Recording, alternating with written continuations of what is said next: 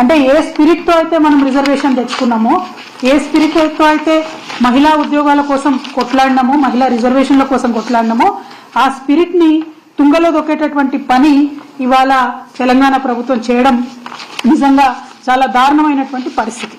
ఇక్కడ రేవంత్ రెడ్డి గారి ప్రభుత్వాన్ని నేను 2-3 అంశాలు స్పష్టంగా ప్రశ్నిస్తా ఉన్నాను.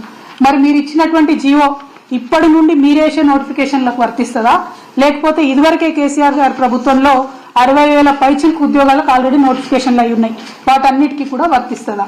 మరి ఇప్పటిదాకా ప్రిపేర్ అవుతున్నటువంటి మహిళా క్యాండిడేట్లు 2 లక్షల ఉద్యోగాలు మీరు సంవత్సరానికి ఇస్తామంటే 33% లెక్క పెట్టుకున్న 66,000 ఉద్యోగాలు ఆడబిడ్డలకు రావాలి. మరి ఈ సంవత్సరంలో మీరు ఇచ్చినటువంటి కొత్త జీవో ప్రకారం 66,000 ఉద్యోగాలు ఆడబిడ్డలకు వస్తాయా రాదా? ఆ విషయంలో మీరు స్పష్టత ఇవ్వాల్సిందిగా నేను రేవంత్ రెడ్డి గారిని డిమాండ్ చేస్తా ఉన్నాను. మిమ్మల్ని రిక్వెస్ట్ చేస్తా ఉన్నాం, ప్రభుత్వాన్ని డిమాండ్ చేస్తా ఉన్నాం.